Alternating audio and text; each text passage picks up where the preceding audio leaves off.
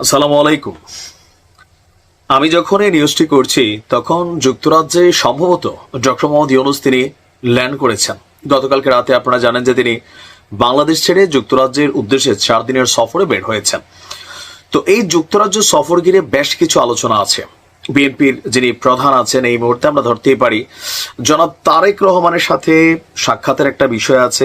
এর পাশাপাশি টিউলিপ সিদ্দিক তিনি ডক্টর মোহাম্মদ ইউনূসের সাথে একটা চা অথবা একটা মধ্যাহ্নভোজের আয়োজনের জন্য তিনি একটা চিঠি পাঠিয়েছিলেন। তো সেই চিঠির প্রেক্ষাপটে ডক্টর মোহাম্মদ ইউনূস যুক্তরাজ্যে প্রবেশের আগে অথবা তিনি যখন প্রবেশ করেছেন তখনই একটা বার্তা দেওয়া হয়েছে অফিসিয়ালি সরকারের পক্ষ থেকে টিউলিপকে। তবে জনাব ডক্টর মোহাম্মদ ইউনূস তিনি যদি যুক্তরাজ্যে গিয়ে টিউলিপের সাথে দেখা করেন তাহলে সেইটা হবে জুলাই অভ্যুত্থান বিরোধী একটা কর্মকাণ্ড, এমনটাই দাবি করেছেন হান্নান মাসুদ। গতকালকে একটা বক্তব্যে তিনি বলেছিলেন যদি ডক্টর মোহাম্মদ ইউনূস টিউলিপের চিঠির সাক্ষাতে সাড়া দিয়ে তিনি যদি দেখা করেন তাহলে সেটা জুলাই আগস্টের যে অভ্যুত্থান সেই অভ্যুত্থানের সাথে স্পষ্ট প্রতারণা হবে। সো একটা চাপ তো আছে। এর বাহিরে বর্তমানে রাজনৈতিক প্রেক্ষাপটে টিউলিপ সিদ্দিকী তেমন কোনো গুরুত্বপূর্ণ ক্যারেক্টার না যেই ডক্টর মোহাম্মদ ইউনূস তার সাথে দেখা করবেনি।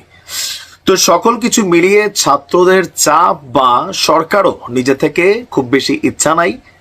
আর আমাদের প্রধান উপদেষ্টা যিনি প্রেস সচিব ছিলেন শফিক ভাই তিনি বলছিলেন যে টিউলিপ সিদ্দিকের চিঠির খবর তিনি জানেন না। পরবর্তী সময় আমরা দেখলাম যে যুক্তরাজ্যে বাংলাদেশের যে কূটনীতিক আছে এবং ঢাকার উচ্চ পদস্থ সূত্রগুলো বাংলাদেশের প্রথম সারির গণমাধ্যম আমার দেশ পত্রিকায় প্রকাশিত প্রতিবেদনটি বলছে যুক্তরাজ্যের সাবেক মন্ত্রী টিউলিপ সিদ্দিকের চিঠিতে সাড়া দেয়নি আপনার ডক্টর মোহাম্মদ ইউনূস, অর্থাৎ সরকারি সফরে এই যে তিনি যাচ্ছেন সেখানে ডক্টর মোহাম্মদ ইউনূস টিউলিপ সিদ্দিকের সাথে দেখা করবেন না।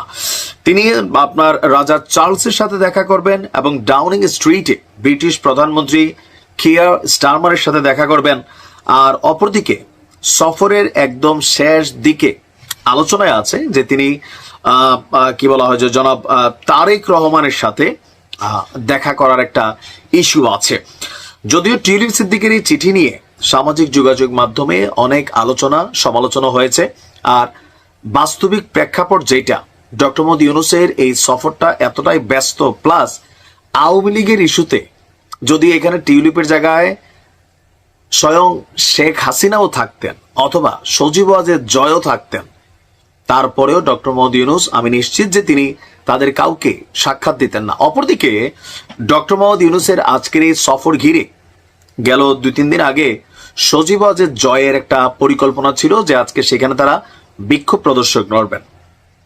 তো এখন সেই বিক্ষোভের বিরুদ্ধে আবার পাল্টা বিক্ষোভ করবে বা ওনাকে ওয়েলকাম জানানোর প্রস্তুতি নিয়েছে জামাত ইসলাম যারা প্রবাসী শাখাতে আছেন এবং পিনাকি দাও দলে দলে মানুষকে ডক্টর মোহাম্মদ ইউনূসকে রিসিভ করার জন্য বা গ্রহণ করার জন্য সেখানে স্বাগত জানানোর জন্য ইউরোপের যেই বিভিন্ন নেতাকর্মীরা আছেন বা ওনার অনুসারীরা আছেন তাদেরকে আহ্বান জানিয়েছেন।